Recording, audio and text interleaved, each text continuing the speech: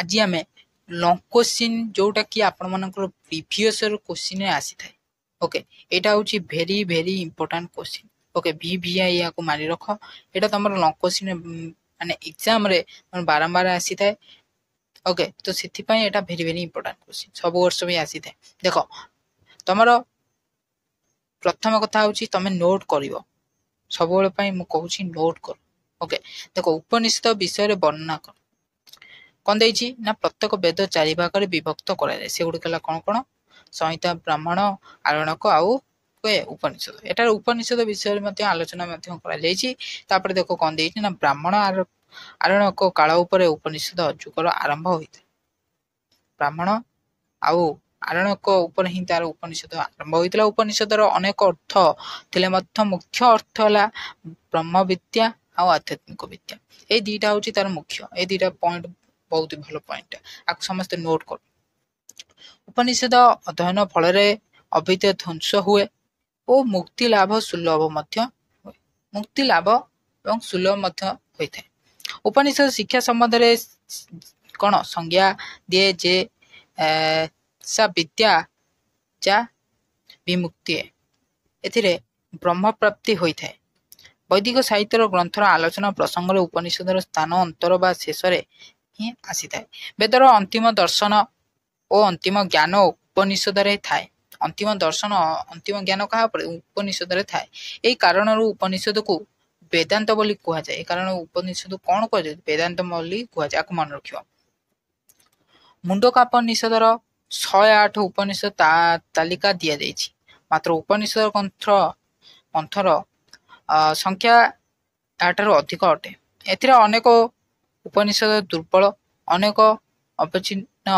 तथा अनेक निम्न ज्ञान संपन्न 16 शतक एपरिक आलोक उपनिषद बोली एक उपनिषद निर्मित होइतिला 16 शतक हला या को आमे उपनिषद गोष्ठी मध्य गणत करि परिबा कि यह एक प्रश्न यार वैदिक साहित्य नुहे यह एक आलुंक नाम उद्दिष्ट से जहा हेउना कहीं उपनिषद क्षेत्र में आम विशेषकर उक्ति उपनिषद गणनार परिसर मध्य आनी था सेगुड़िक है कौन कौन एमती जमी पॉइंट दिया लिखाई तुम पॉइंट दे लिख कौन दे एक नंबर दे ईश 2 नंबर केन तापर 3 नंबर दे कठ 4 नंबर प्रश्न मंडूक तापर मांडुक्य तृतरय 8 नंबर देला ऐतरय 9 नंबर देला छांदोग्य 10 नंबर देला कौन बृहदारण्यक तापर 11 नंबर देला श्वेत आउ श्वेतर है देख ए तुम मेन कथा रोचे तुम जदि भूली जाओ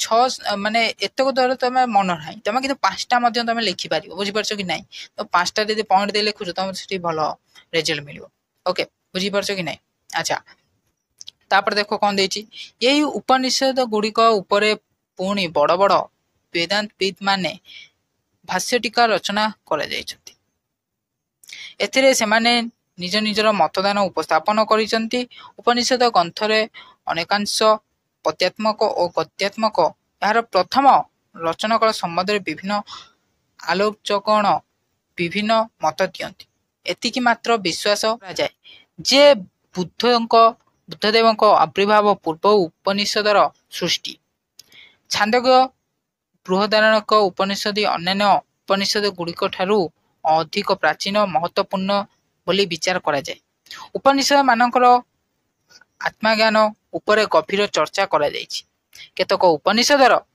जोग विषय केतकर विष्णुकर केतकर शिवंकर अन्य केतकर शक्तिंकर आराधना विषय वर्णित होइछि उपनिषद एपरि दर्शन चर्चा रे आधारशील होइथिले मध्य एथिरे जे साहित्यक रस पेशकता ताहा नुहे कथा हूँ तुम जहाँ भी वर्णना तुम कर लिखब है तापर उपनिषद ग्रंथकर्ता जेपरी भाव उपमा मध्य आध्यात्मिक और आध्यात्मिक ज्ञान आलोचना कर देखिले विस्मित होबाकू होता है से माने आत्मा को रथी शरीर को रथ बुद्धि को सत्व मन को लगाम इंद्र को अश्व प्रभृति बोली वर्णना ସବୁବେଳେ ମନେ ରଖିବ ଲଙ୍କ କୋଶ୍ଚିନ୍ ତମେ ଲେଖୁଛ ମାନେ ସବୁବେଳେ ପଏଣ୍ଟ ଦେଇ ଲେଖିବ ଯାହାଫଳରେ କି ତମର ଏକ୍ସାମରେ ଭଲ ରେଜଲ୍ଟ ହବ।